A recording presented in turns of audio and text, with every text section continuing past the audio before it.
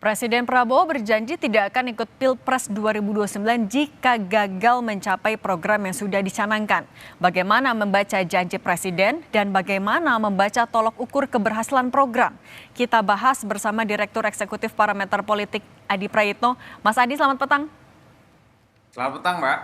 Mas Adi, Februari Partai Gerindra sudah deklarasi mau dukung Prabowo Subianto nyapres di 2029. Sejumlah partai politik juga sudah mendeklarasikan dukungan itu, misalnya PAN. Tapi sekarang bilang nggak akan nyapres kalau gagal program-programnya. Apa yang bisa kita baca dari janji Presiden ini? Ya, saya kira memang ini adalah satu statement politik yang cukup diplomatis. Tentu untuk menghindari agar tidak ada tuduhan-tuduhan bahwa Prabowo itu punya ambisi untuk kembali menjadi calon presiden untuk yang kedua kalinya. Kesan yang ingin disampaikan itu adalah bahwa saat ini Prabowo Subianto memaksimalkan seluruh energi dan kemampuannya adalah hanya untuk bekerja untuk rakyat.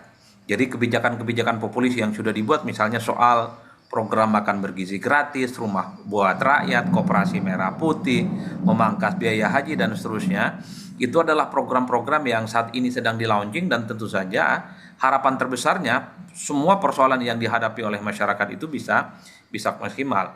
Oleh karena itu, kalau saya hitung rata-rata secara umum, ini adalah pernyataan Prabowo yang kesekian kalinya ketika muncul dukungan Prabowo untuk maju kembali di 2029. Prabowo sebenarnya hanya ingin kasih pesan bahwa ya oke, dukungan itu tapi tidak untuk diungkapkan saat ini. Apalagi di era medsos yang serba terbuka, tentu untuk mengantisipasi tuduhan-tuduhan ini baru jadi presiden 6 bulan, tapi kemudian memunculkan wacana untuk maju yang kesekian kalinya. Bekerja dulu, baru kemudian terkait dengan Pilpres itu belakangan. Saya kira pesan itu yang sebenarnya ingin disampaikan oleh Prabowo Subianto. Nah, yang kedua, bagaimana cara mengukur soal kinerja Prabowo itu bisa terwujud ataupun tidak? Ya tentu kalau kita membaca argumen rata-rata secara umum, ya adalah salah satunya pakai argumen-argumen survei, yang itu juga bagian dari misalnya survei opini publik. Misalnya memasuki 100 hari ataupun 6 bulan kinerja Prabowo Subianto, saya kira memang tingkat approval rating dan kinerjanya kan diapresiasi.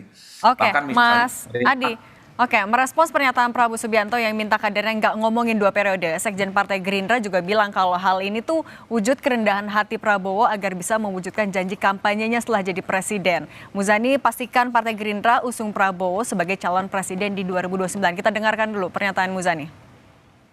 Tapi tentu saja sebagai orang yang kita calonkan sebagai ketua dewan pembina, beliau rendah hati, beliau anda pasor, beliau menghargai keinginan kader, termasuk kemarin Tunas Indonesia Raya yang merupakan sayap partai. Beliau menghargai, akan tetapi beliau ingin agar pemerintahan yang belum setahun ini diberi kesempatan untuk membuktikan semua janji kampanyenya agar beliau bisa berkonsentrasi menjalankan itu, dan kami menghargai itu. Partai Gerindra dari awal sudah pasti bahwa keputusan Kongres kita minta Pak Prabowo untuk bisa maju dan dicalonkan oleh Partai Gerindra dalam Pilpres 2021. Itu keputusan Kongres. Mas Adi, dengan posisi Gerindra akan tetap mengusung Pak Prabowo, kemudian juga dengan kondisi legislatif yang mayoritas isinya koalisi pemerintah, apa tolok ukur keberhasilan Presiden? Ya, saya kira memang yang tadi sudah saya sebutkan adalah survei opini publik atau pendapat-pendapat publik yang saya kira kalau diukur 100 hari kinerja, 6 bulan kinerja, saya kira kan memang mendapatkan respon yang cukup positif. Karena minimal dari segi kebijakan misalnya, begitu banyak kebijakan-kebijakan politik Prabowo Subianto yang dinilai populis, pro rakyat, dan down to earth. Misalnya soal program makan bergizi gratis, ya suka tidak suka.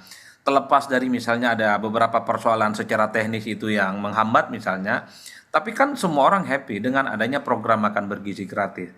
Termasuk misalnya soal bagaimana koperasi merah putih, kemudian juga pemangkasan biaya haji, dan bahkan belakangan ini misalnya kita mendengarkan ada klaim dari pemerintah surplus soal beras. Kan saya kira itu adalah indikasi-indikasi yang kemudian bisa dijadikan sebagai guidance bagaimana misalnya pendapat-pendapat publik itu bisa dijadikan sebagai ukuran bahwa kinerja presiden saat ini Prabowo Subianto sangat layak diapresiasi.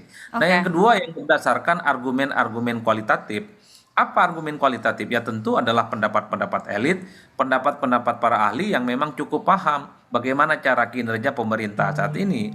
Kalau kita menggunakan pendekatan semua partai politik dan di DPR ya, saya kira memang semuanya mengapresiasi. Minimal di 6 bulan Prabowo Subianto jadi presiden, semua sangat mendukung dan mensupport apa yang sudah dilakukan, terutama program yang pro rakyat. Oke. Meski harus diakui ada kanan kiri, terutama kelompok-kelompok aktivis yang masih kritis ya, yang menganggap bahwa program yang dinilai pro rakyat ini masih perlu dibenahi satu persatu. Oke. Misalnya ada yang keracunan makan bergizi gratis, bagaimana implementasi program-program populisnya di masa-masa yang akan datang. Oke, itu juga jadi Tapi- PR selain dari tolak ukur keberhasilan ya, Mas Adi Prayitno. Terima kasih sudah berbagi di Kompas Petang. Sehat selalu ya, Mas Adi. Ya, Mbak.